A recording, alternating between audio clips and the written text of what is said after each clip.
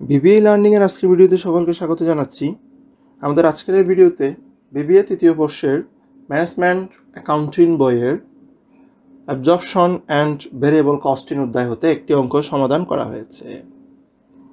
আমাদের আজকে সমাধানকৃত অঙ্কটি হচ্ছে অ্যাবজর্পশন অ্যান্ড ভেরিয়েবল কস্টিং অধ্যায় হতে NU BBA honours third year accounting 2015 সালে আসা একটি অঙ্ক। আমরা প্রথমে প্রশ্নটি পড়ে নিব। ABC Limited is produced as a product whose related information for the year ended December 31, 2014 is as follows. ABC Limited একটি পণ্য তৈরি করে যার সাথে সম্পর্কিত তথ্য ডিসেম্বর 31, 2014 সালের জন্য নিম্নরূপ। এক্ষেত্রে আমরা দেখতে পাচ্ছি বিগিনিং ইনভেন্টরি রয়েছে 20,000 units, normal capacity 1 lakh units, production during the year 90,000 units, ending inventory 30,000 units, direct material cost per unit taka 20, direct labor cost per unit taka 5, variable factory overhead per unit taka 6, selling price per unit taka 40, annual fixed factory overhead taka 1 lakh, fixed administrative and marketing expense taka 60,000, variable administrative and marketing expense taka 40,000। তাহলে এই তথ্যগুলো রয়েছে ট্যাবলে। নিচে required হচ্ছে prepare an income statement for the year using direct costing and absorption costing method. তাহলে direct costing এবং absorption costing দুইটি মেথডই ব্যবহার করে আমাদের ইনকাম স্টেটমেন্ট প্রস্তুত করতে হবে। তাহলে এই চ্যাপ্টারে এই দুইটি মেথড ব্যবহার করে ইনকাম স্টেটমেন্ট প্রস্তুত করতে হয় এবং সেই সাথে একটা রিকনসিলিয়েশন স্টেটমেন্ট প্রস্তুত করতে হয়। তবে আমাদের এখানে রিকোয়ার্ডের মধ্যে শুধুমাত্র ডিরেক্ট কস্টিং এবং অ্যাবজর্পশন কস্টিং ব্যবহার করে ইনকাম স্টেটমেন্ট প্রস্তুত করতে বলা হয়েছে। তাহলে এই দুইটি মেথডে ইনকাম স্টেটমেন্ট সম্পন্ন করার আগে আমাদের কিছু ওয়ার্কিংস করে নিতে হবে। প্রথমে ওয়ার্কিংস 1 আমরা যে কাজটা করেছি, calculation of manufacturing cost per unit, অর্থাৎ একক প্রতি উৎপাদন খরচ কত টাকা আমরা সেটি বের করে নিয়েছি। তাহলে একক প্রতি উৎপাদন খরচ কত টাকা সেটা বের করার জন্য আমরা এখানে দেখব যে পণ্য উৎপাদনের সাথে সম্পর্কিত ম্যানুফ্যাকচারিং কস্টগুলো কি কি রয়েছে। এখানে ম্যানুফ্যাকচারিং কস্টের মধ্যে দেখা যাচ্ছে ডিরেক্ট ম্যাটেরিয়াল আছে, ডিরেক্ট লেবার আছে, ভেরিয়েবল ফ্যাক্টরি ওভারহেড আছে এবং সেই সাথে একটা ফিক্সড ফ্যাক্টরি ওভারহেড আছে। এখানে ডিরেক্ট ম্যাটেরিয়াল, ডিরেক্ট লেবার এবং ভেরিয়েবল ফ্যাক্টরি ওভারহেড তিনটাই পার ইউনিটে আছে। তবে ফিক্সড ফ্যাক্টরি ওভারহেডটা পার ইউনিটে নাই। ফিক্সড ফ্যাক্টরি ওভারহেড 1 লক্ষ টাকা এটা টোটালে আছে। তবে আমরা ওয়ার্কিংসের মধ্যে বের করতেছি calculation of manufacturing cost per unit, অর্থাৎ এককের জন্য আমরা খরচ বের করতেছি। এক্ষেত্রে আমাদের যে বিষয়টি মাথায় রাখতে হবে সেটা হচ্ছে আমরা যখন ডিরেক্ট কস্টিং এবং অ্যাবজর্পশন কস্টিংয়ের জন্য আলাদা আলাদা কস্ট পার ইউনিট বের করব, তখন যে ভেরিয়েবল খরচগুলো আছে সেগুলো ডিরেক্ট কস্টিং, অ্যাবজর্পশন কস্টিং দুইটাতেই বসবে, আর যেগুলো ফিক্সড খরচ আছে সেটা শুধুমাত্র অ্যাবজর্পশন কস্টিংয়ে বসবে, ডিরেক্ট কস্টিংয়ে বসবে না। তাহলে ডিরেক্ট ম্যাটেরিয়াল সেটা হচ্ছে পার ইউনিটের জন্য 20 টাকা, সেটা ডিরেক্ট কস্টিং, অ্যাবজর্পশন কস্টিং দুটাতেই বসলো। এরপর হচ্ছে ডিরেক্ট লেবার, সেটা হচ্ছে পার ইউনিটের জন্য 5 টাকা, সেটাও ডিরেক্ট কস্টিং এবং অ্যাবজর্পশন কস্টিং দুটাতে বসবে। এরপর হচ্ছে ভেরিয়েবল ফ্যাক্টরি ওভারহেড পার ইউনিটের জন্য হচ্ছে 6 টাকা, সেটাও ডিরেক্ট কস্টিং এবং অ্যাবজর্পশন কস্টিং দুটাতে বসবে। এর পরবর্তী যেটা রয়েছে সেটা হচ্ছে fixed factory overhead. Fixed factory overhead এখানে 1 লক্ষ টাকা রয়েছে, সেটা টোটালে আমাদের পার ইউনিটে লিখতে হবে। তাহলে পার ইউনিটে লেখার জন্য আমরা নর্মাল ক্যাপাসিটি কত ইউনিট সেটা দেখব। এক্ষেত্রে নর্মাল ক্যাপাসিটি হচ্ছে 1 লাখ ইউনিট। তাহলে 1 ইউনিটের জন্য কত বা এককের জন্য কত টাকা সেটা বের করতে গেলে টোটাল 1 লক্ষ টাকাকে আমরা 1 লক্ষ ইউনিট দিয়ে ভাগ করে দিব। তাহলে এক্ষেত্রে 1 টাকা আসবে, সেটা শুধুমাত্র অ্যাবজর্পশন কস্টিংয়ে বসবে। ডিরেক্ট কস্টিংয়ের ঘরে এই ফিক্সড খরচের টাকাটা বসবে না। তাহলে ক্ষেত্রে যদি যোগ করা হয় 20 টাকা, 5 টাকা আর 6 টাকা যোগ করা হলে ডিরেক্ট কস্টিং 31 টাকা আসবে, আর এক্ষেত্রে 20 টাকা, 5 টাকা, 6 টাকা আর 1 টাকা যোগ করা হলে অ্যাবজর্পশন কস্টিংয়ে 32 টাকা আসবে। এরপরে দুইটা মেথডে আমাদের এই ইনকাম স্টেটমেন্টটি কমপ্লিট করতে গেলে আমাদের ইউনিটসগুলো কয়েকটি লেভেলে লাগবে। সেটা হচ্ছে বিগিনিং ইনভেন্টরি ইউনিটস লাগবে, প্রোডাকশনের ইউনিট লাগবে, এন্ডিং ইনভেন্টরি ইউনিট লাগবে এবং সেই সাথে সেলসের ইউনিট লাগবে। এই 4টা ইউনিট আমাদের দরকার হবে। একটা হচ্ছে বিগিনিং ইনভেন্টরি ইউনিট, একটা হচ্ছে প্রোডাকশনের ইউনিট, একটা এন্ডিং ইনভেন্টরি ইউনিট আর একটা হচ্ছে সেলসের ইউনিট। তাহলে এক্ষেত্রে আমাদের পাশে যে তথ্য আছে তথ্যগুলো যদি দেখি, এক্ষেত্রে সেলসের ইউনিট কত ইউনিট সেটাও লিখিত নাই। তাই ওয়ার্কিংস 2তে এসে আমরা সেলস ইউনিটটা বের করে নিয়েছি। সেলস ইউনিট বের করার জন্য আমরা এখানে যে সূত্র ব্যবহার করেছি সেটা হচ্ছে বিগিনিং ইনভেন্টরি যোগ production minus ending inventory. Beginning inventory ইউনিটের সাথে প্রোডাকশন যোগ করে সেটা থেকে এন্ডিং ইনভেন্টরিটা মাইনাস করে দিব। তাহলে আমরা যদি এখানে প্রশ্নে দেখি আমাদের বিগিনিং ইনভেন্টরি প্রোডাকশন ইউনিট হচ্ছে 20,000 ইউনিট 20,000 ইউনিট, আর প্রোডাকশন হচ্ছে 90,000 ইউনিটস এবং এন্ডিং হচ্ছে 30,000 ইউনিটস। তাহলে আমরা বিগিনিংয়ের সাথে প্রোডাকশনটা যোগ করে এন্ডিং যখন মাইনাস করে দিব 20,000 90,000 দুইটা যোগ করে এন্ডিং 30,000 যখন মাইনাস করে দিব আমাদের সেলসের ইউনিট বের হয়ে আসবে এবং সেটি হচ্ছে 80,000 ইউনিটস 80,000 একক। তাহলে আমরা ওয়ার্কিংস হিসেবে দুটি কাজ করে নিয়েছি, এবার আমরা আমাদের মূল কাজে চলে আসবো। তাহলে আমাদের প্রথমে লিখলাম এবিসি লিমিটেড ইনকাম স্টেটমেন্ট, এটা হচ্ছে under direct costing for the year ended December 31, 2014। আমরা প্রথমে ডিরেক্ট কস্টিং ব্যবহার করে ইনকাম স্টেটমেন্টটি কমপ্লিট করব। তাহলে ইনকাম স্টেটমেন্টের শুরুতে আমরা লিখেছি সেলস। তাহলে এখানে সেলসের টাকা টোটাল কত টাকা সেটা প্রশ্নে লিখিত নয়, তাই আমাদের সেলসের ইউনিটকে সেলস প্রাইস পার ইউনিট দিয়ে গুণ করে দিতে হবে।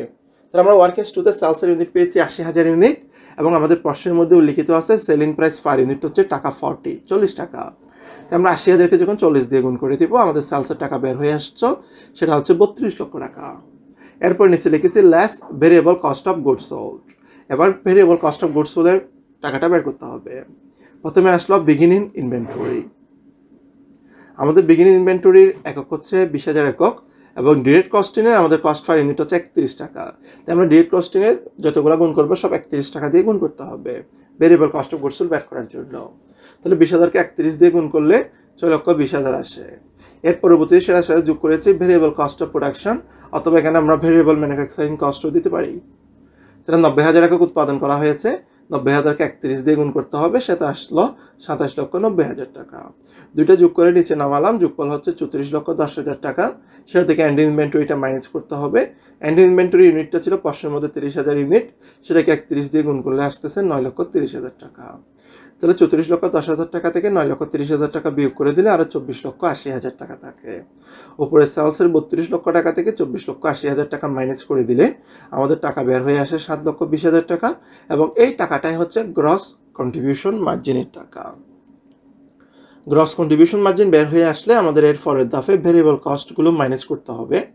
এখানে ভেরিয়েবল কস্টের মধ্যে বেশিরভাগ কস্ট উৎপাদনের সাথে যেগুলো সম্পর্কিত সেগুলো উৎপাদনের কস্ট পার ইউনিটের মধ্যে চলে আসছে, ম্যানুফ্যাকচারিং কস্টের মধ্যে চলে আসছে। এর বাইরে আর কোনো ভেরিয়েবল কস্ট আছে কিনা দেখতে হবে।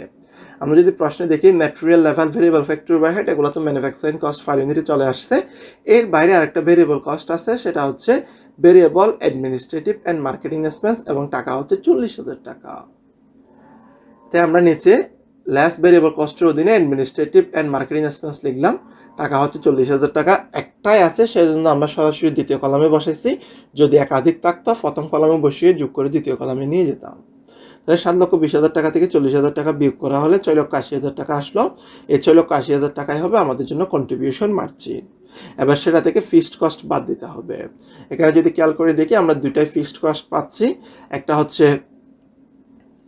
অ্যানুয়াল ফিক্সড ফ্যাক্টরি ওভারহেড, সেটা হচ্ছে 1 লক্ষ টাকা, আর একটা আছে fixed administrative and marketing expense, সেটা হচ্ছে 60,000 টাকা। এবার ফিক্সড কস্টের অধীনে আমরা এই দুইটা মাইনাস করব। অ্যাডমিনিস্ট্রেটিভ অ্যান্ড মার্কেটিং এক্সপেন্স সেটা হচ্ছে 60,000 টাকা, ফ্যাক্টরি ওভারহেড আছে সেটা হচ্ছে 1 লক্ষ টাকা। দুইটা যখন যোগ করে দিব যোগফল 1,60,000 টাকা আসবে। 6,80,000 টাকা থেকে 1,60,000 টাকা মাইনাস করা হলে 5,20,000 টাকায় আসে। এই 5,20,000 টাকায় হচ্ছে আমাদের নেট ইনকাম এবং এটি ডিরেক্ট কস্টিংয়ের অধীনে নেট ইনকাম হচ্ছে 5,20,000 টাকা। এরপরে আমাদের আরেকটি রিকোয়ার্ড রয়েছে, সেটা হচ্ছে অ্যাবজর্পশন কস্টিংয়ের অধীনে ইনকাম স্টেটমেন্ট করা, আমরা সেটাও করব। ABC Limited income statement under absorption costing for the year ended December 31, 2014. তাহলে অ্যাবজর্পশন কস্টিং এর ইনকাম স্টেটমেন্টের যে ফরম্যাটটি রয়েছে সেই ফরম্যাটটি অনুসরণ করে আমাদের অ্যাবজর্পশন কস্টিং এর ইনকাম স্টেটমেন্ট কমপ্লিট করতে হবে। তাহলে এক্ষেত্রে এসে আমরা প্রথমে লিখেছি সেলস ইউনিট হচ্ছে 80,000 ইউনিট, প্রতি ইউনিট 40 টাকা করে হিসাব করলে 32 লক্ষ টাকা আসবে। এরপরে এখানে লিখেছি less cost of goods sold. যখন আমরা ডিরেক্ট কস্টিং এ করছিলাম তখন লিখেছিলাম less variable cost of goods sold, কিন্তু এখানে লিখেছি শুধুমাত্র less cost of goods sold. তাহলে এক্ষেত্রে হচ্ছে বিগিনিং ইনভেন্টরি ইউনিটগুলো আগের মতো ঠিক থাকবে, তবে কস্ট পার ইউনিট হবে অ্যাবজর্পশন কস্টিংয়ের জন্য 32 টাকা। আমরা যখন ডিরেক্ট কস্টিং এ করছিলাম তখন 31 টাকা দিয়ে গুণ করছিলাম, অ্যাবজর্পশন কস্টিং এ করলে এখন 32 টাকা দিয়ে গুণ করতে হবে। তাহলে বিগিনিং ইনভেন্টরি 20,000 গুণন 32, সেটা আসলো 6,40,000 টাকা। এটার সাথে যোগ করতে হবে কস্ট অফ প্রোডাকশন, আমরা 90,000 ইউনিট প্রডিউসেস করা হয়েছে এখানে, সেটাকে 32 দিয়ে গুণ করলে আসতেছে 28,80,000 টাকা। দুইটা যখন যোগ করবো, যোগফল 35,20,000 টাকা আসবে। সেটা থেকে এন্ডিং ইনভেন্টরিটা মাইনাস করতে হবে। এন্ডিং ইনভেন্টরি ইউনিট হচ্ছে 30,000 ইউনিট, সেটাকে 32 দিয়ে গুণ করলে 9,60,000 আসে। 35,20,000 টাকা থেকে 9,60,000 টাকা মাইনাস করলে 25,60,000 টাকা আসে। এখানে একটি under applied fixed factory overhead আছে। তাহলে under applied fixed factory overhead বা over applied fixed factory overhead কখন সৃষ্টি হবে? Fixed factory overhead under applied হয়েছে না ওভার অ্যাপ্লাইড হয়েছে সেটা বোঝার উপায়টি হচ্ছে, আমাদের নর্মাল ক্যাপাসিটির চেয়ে প্রোডাকশন যখন কম হবে তখন হবে আন্ডার অ্যাপ্লাইড, আবার নর্মাল ক্যাপাসিটির চেয়ে প্রোডাকশন যখন বেশি হবে তখন ফিক্সড ফ্যাক্টরি ওভারহেডের ক্ষেত্রে ওভার অ্যাপ্লাইড হবে। তাহলে এই অঙ্কের মধ্যে আমাদের নর্মাল ক্যাপাসিটি ছিল 1 লক্ষ ইউনিট এবং প্রোডাকশন ছিল 90,000 ইউনিট। সেই হিসেবে হিসাব করলে আমরা 10,000 একক কম উৎপাদন করেছি। তাহলে ক্ষেত্রে হচ্ছে আন্ডার অ্যাপ্লাইড। এবং কত টাকা হবে সেটা বের করবো হচ্ছে আমাদের ফিক্সড ফ্যাক্টরি ওভারহেড পার ইউনিটের জন্য হচ্ছে 1 টাকা। তাহলে যেহেতু 10,000 একক কম উৎপাদন করা হয়েছে তাই আমাদের এক্ষেত্রে under applied fixed factory overhead হবে 10,000কে 1 দিয়ে গুণ করলে 10,000 টাকা। তাহলে 25,60,000 টাকার সাথে 10,000 টাকা যোগ করলে যোগফল 25,70,000 টাকা আসবে। 32 লক্ষ টাকা থেকে 25,70,000 টাকা মাইনাস করলে 6,30,000 টাকা আসবে। এটাই হবে আমাদের জন্য গ্রস মার্জিন। এরপরে এসে সেটা থেকে ফেরিউডিক কস্ট মাইনাস করতে হবে। এখানে ফেরিউডিক কস্টের জায়গায় কমার্শিয়াল এক্সপেন্সও লেখা যাবে। তাহলে এখানে ফেরিউডিক কস্টের মধ্যে আমাদের প্রশ্নে 2টা ফেরিউডিক কস্ট রয়েছে, মার্কেটিং এবং অ্যাডমিনিস্ট্রেটিভ, সেলিং, তারপরে ডিস্ট্রিবিউশনের জাতীয় যে খরচগুলো থাকে এগুলোকে আমরা কমার্শিয়াল এক্সপেন্স বা ফেরিউডিক কস্ট হিসেবে ধরে থাকি। এক্ষেত্রে একটা fixed administrative and marketing expense আছে আর একটা variable administrative and marketing expense আছে। এই দুটাই হচ্ছে আমাদের জন্য ফেরিউডিক কস্ট। একটা হচ্ছে 60,000 টাকা, অপরটি হচ্ছে 40,000 টাকা। তাহলে আমরা ফেরিউডিক কস্টের অধীনে variable administrative and marketing expense বলে 60,000 টাকা, fixed administrative and marketing expense বলে 40,000 টাকা, দুইটা লিখে যোগ করে যোগফল 1 লক্ষ টাকা পেয়েছি। তাহলে 6,30,000 টাকা থেকে 1 লক্ষ টাকা মাইনাস করলে আমাদের নেট ইনকামটা বের হয়ে আসবে 5,30,000 টাকা। আমাদের রিকোয়ার্ড ছিল অতটুকুই। আর দুইটা মেথড ব্যবহার করে, ডিরেক্ট কস্টিং এবং অ্যাবজর্পশন কস্টিং, দুটো মেথড ব্যবহার করে আমাদের নেট ইনকাম এস্টিমেট সম্পন্ন করা অর্থাৎ নেট ইনকামটা বের করে আমরা দুইটা কাজই সম্পন্ন করেছি। আমাদের পরবর্তী ভিডিওতে এই অধ্যায় হতে আরও গুরুত্বপূর্ণ অঙ্কসমূহ সমাধান করা হবে। সকলকে ভিডিওসমূহ দেখার আমন্ত্রণ জানিয়ে আজকের ভিডিও এখানেই শেষ করছি।